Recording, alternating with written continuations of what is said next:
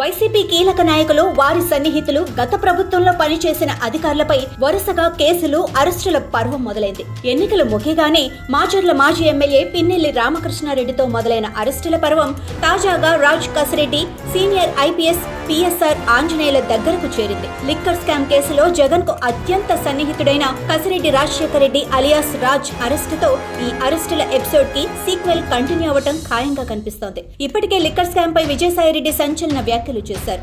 Liquor scam లో కర్త కర్మ క్రియ అన్ని రాజ్ కసిరెడ్డి అని చెప్పడం కలకలం రేపింది. వైసీపీ ప్రభుత్వ హయాంలో ఆంధ్రప్రదేశ్ ప్రభుత్వానికి ఇన్ఫర్మేషన్ టెక్నాలజీ సలహాదారునిగా పనిచేసిన రాజ్ కసిరెడ్డిని జగన్ ఏరి కోరి తెచ్చుకున్నారు. విదేశాల్లో కసిరెడ్డికి పలు వ్యాపారాలున్నాయని, ముఖ్యంగా లిక్కర్ కంపెనీలు ఉన్నాయంట. ఆ అనుభవంతో జగన్ కు బాగా దగ్గరయ్యాడని, లిక్కర్ స్కామ్ లో కీలక పాత్ర పోషించాడన్న ఆరోపణలు ఉన్నాయి.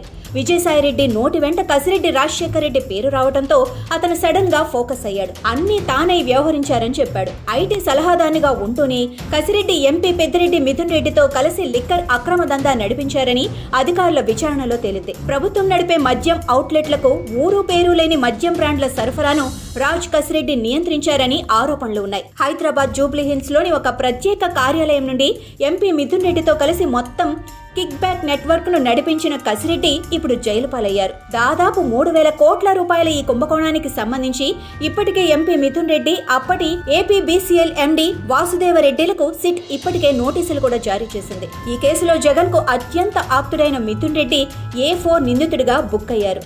దాంతో ఇక నెక్స్ట్ జగన్ వంతే అన్న టాక్ వినిపిస్తోంది. మద్యం తయారీదారుల నుంచి నెల నెలా కసిరెడ్డి వసూలు చేసిన 60 కోట్ల కమిషన్లు మిథున్ రెడ్డి నేతృత్వంలో తాడేపల్లిలోని జగన్ ప్యాలెస్ కు చేరేవన్న ఆరోపణలు ఉన్నాయి. విచారణలో కసిరెడ్డి ఆ వివరాలు వెల్లడించే అవకాశం ఉండటంతో జగన్ కు అరెస్టు భయం పట్టుకుందట. అందుకే గత 10 ఏళ్లు పార్టీ సంస్థాగత నిర్మాణంపై దృష్టి సారించని ఆయన వైసీపీకి ఇటీవల 33 మందితో పొలిటికల్ అడ్వైజరీ కమిటీని నియమించారంట. జగన్ జైలుకెళ్తే ప్రస్తుత పరిస్థితుల్లో ఆయన భార్య భారతి పార్టీకి పెద్ద దిక్కుగా వ్యవహరించాలి. జగన్ తల్లి విజయమ్మ, చెల్లెలు వైఎస్ షర్మిల రాజకీయంగా ఆయనకు ఎప్పుడో దూరమయ్యారు. ఇక పార్టీలో నెంబర్ 2 అనిపించుకొని వైసీపీ ఆవిర్భావం నుంచి అన్ని వ్యవహారాలు చక్కబెట్టిన విజయసాయిరెడ్డి రాజ్యసభ సభ్యత్వాన్ని కూడా వదులుకొని జగన్ కి గుడ్ బై చెప్పేశారు. విజయసాయిరెడ్డి ఎఫెక్ట్ తో అసలే అక్రమాస్తుల కేసుల టెన్షన్ లో ఉన్న జగన్ మెడకు ఇప్పుడు లిక్కర్ స్కామ్ ఉచ్చు బిగుస్తోంది.